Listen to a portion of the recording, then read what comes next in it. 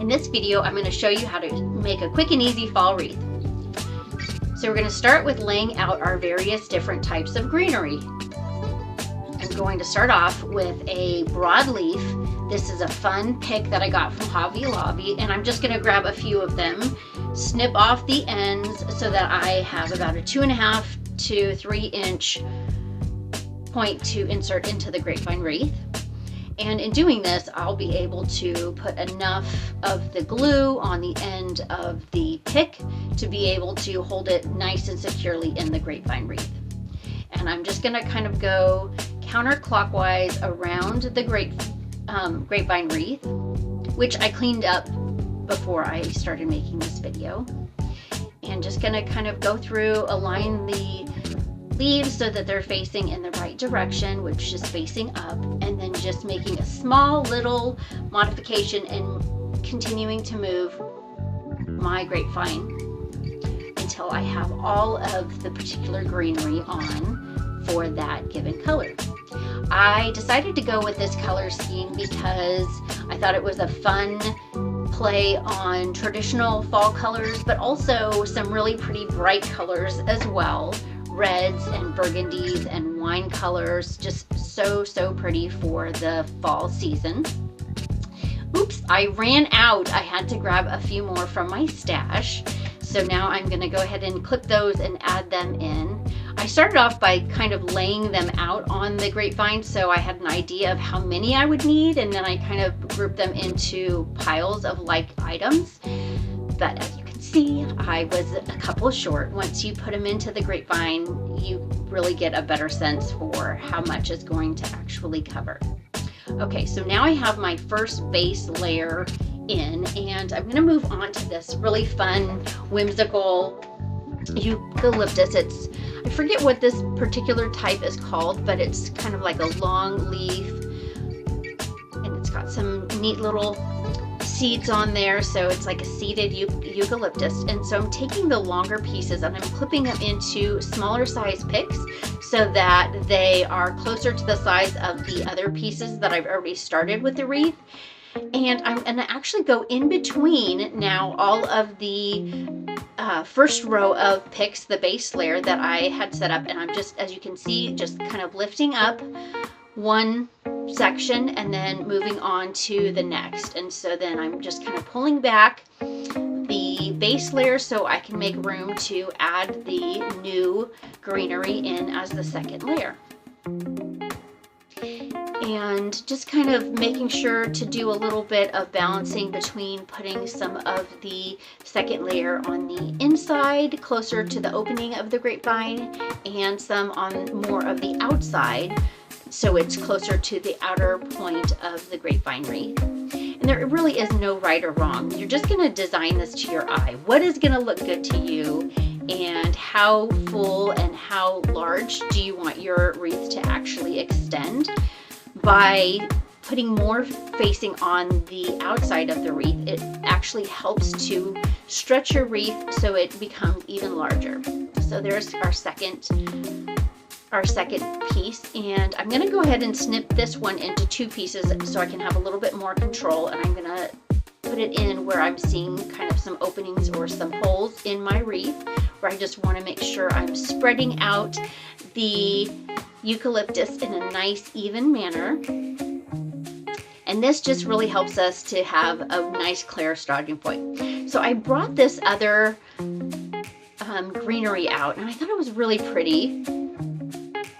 And I just really like the shapes of the leaves. So it's similar to the first base layer, but this one also has seeds in it and just different shape to the leaf.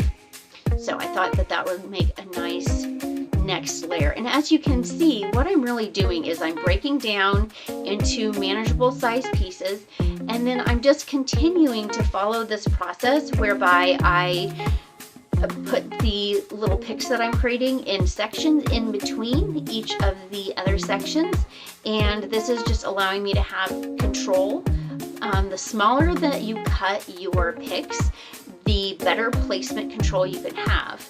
If it's a longer piece, You can insert it into the grapevine only at the bottom part, and so that limits how much you can actually control where the greenery will be spread out. So sometimes it makes sense to have a longer piece put inside the grapevine and just laid across, and then other times you want it to be a little bit smaller and more specific.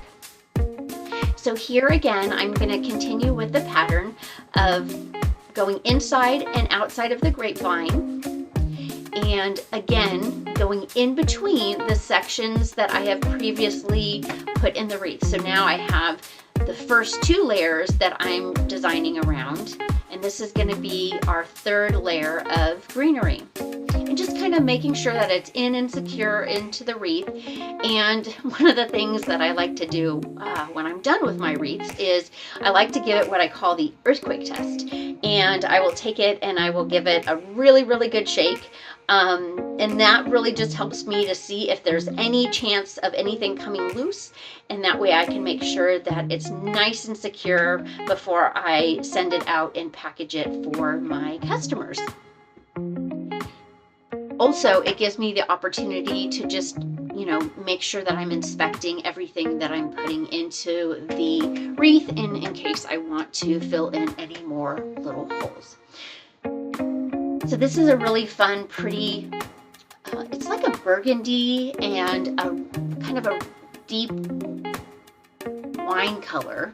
It's not red and it's not purple. It's just this really beautiful kind of marriage of the two. And so that's why the first greenery that had more of the traditional red and yellow and brown colors works so well with this, because it is close on the color wheel, but it also is just, an enhancement of some of the colors that are in the first set of greenery. And our eye likes to look at a lot of different colors and textures, and by doing this different shape and different color, especially with the contrast from the green eucalyptus, you just really have more places to be able to look at with your eye and enjoy as you are setting up your next layer of greenery. And I know that nothing on here is green, but we do still call it greenery. Okay, now this is a really fun one. This is actually a pusher. And what that means is that based on how thick I want the greenery, I can push it all up to the top so that I can have a thicker layer of the greenery all in one place.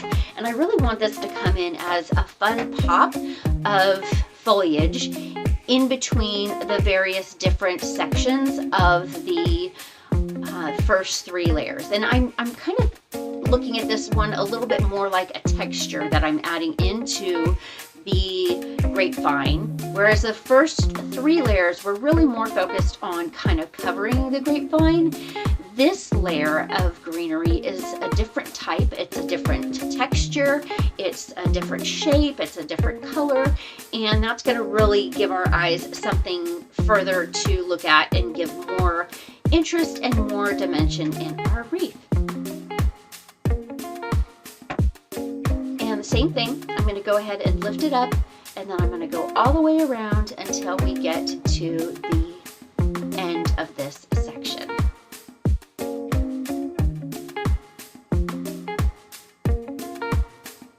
It's so much fun putting these wreaths together. I had a bundle of florals and greenery that I was kind of looking at together to just see I wonder what would look really nice together. And it was a lot of fun putting this mixture together, because it isn't something that I would have thought normally to pull together. But as you're holding things up and adding things to your supplies or taking them away, you can create such a different look. So don't be afraid to kind of play around, look at different colors, and even try something that you wouldn't normally do, just in case your eyes, dance around that and it's something that you really find is really pleasing to your eye. And these ones I'm putting a little bit more consistently just in the middle because of the size of them, just so that it adds a little bit of height in the middle part of the wreath, right in the center of the grapevine. So it's just kind of helping to further kind of create a little bit more substance to the wreath. Okay, there we go. And now I'm thinking about these, but I kind of think I'm going to hold off on them. They're really beautiful. I love the color, but I almost feel like I have too much of that color in here. So I'm going to set those aside for now. And maybe when we're done, I'll come back to those. Okay, so just kind of taking a good look. Here you can see where we're at after our 3 layers of greenery and our first layer of texture. Now these are really fun. You know, they're not like foxtails. They're like kind of like grasses or plumes. And I found them at Michael's, and I found them at Joann's, and I thought they were absolutely stunning. And I will list as many of the florals in the description below that I'm able to. A couple of them came from a wholesaler, so I won't be able to list those, but the majority came from Hobby Lobby and Joann. I think really the idea is to kind of take a process or a recipe for creating a wreath and then making it your own. I don't know how many times I've learned how to make a recipe, and then even that first time, I'm going to do some sort of a little personalization to it, how I can make it my personal recipe, and just kind of deciding what is more pleasing to my family, what's more pleasing to me, swapping out in some ingredients, adding some additional ingredients.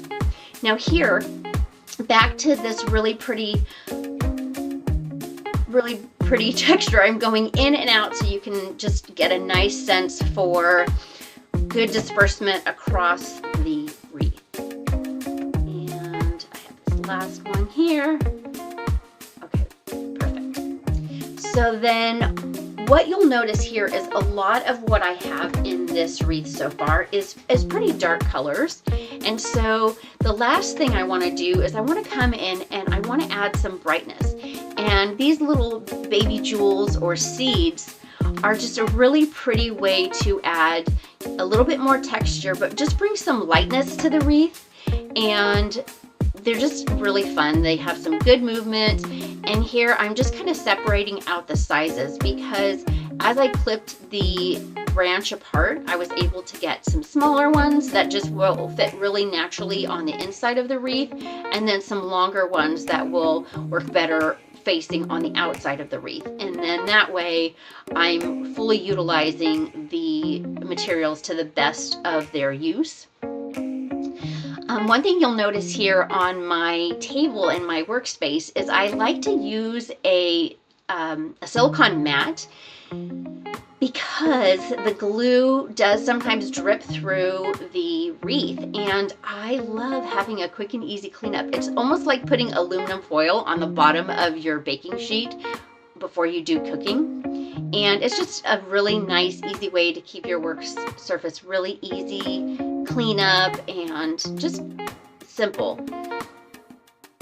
Okay, so as you can tell already, there's just a really nice amount of brightness that this new type of foliage is adding to the wreath. I just really love the pop of brightness, and it almost makes the other colors stand out even more, if that makes sense. You just get a better sense for the more of the pink tones in the plume compared to the greener or browner tones of some of the others. And as you can see, I knew quickly that I was going to be running out, so I went and grabbed some more in my stash.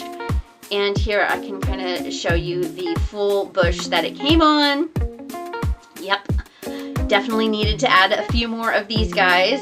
They were really great. And I'm just pulling them off the stem and then pulling them into smaller size picks, just kind of breaking them apart so I can get that maximum coverage like I was talking about and have the best control. And now some of these stems are a little bit too long, so I'll take my wire cutters and just clip them down so that they'll go into the grapevine and just be able to have good contact with the grapevine, but not be so long that they will come out the other side. So just kind of going through here, continuing on my process of putting the lighter cream berries on the inside and on the outside, and just dispersing them all the way throughout the wreath.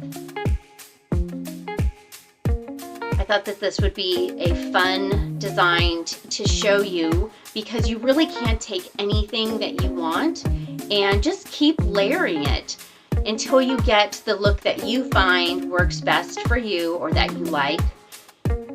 And if you want it to be thicker, continue to add more and more greenery. If you'd like it to be a little bit simple and a little bit thinner around the edges of the wreath, just don't put as much greenery. It's really, really simple to do.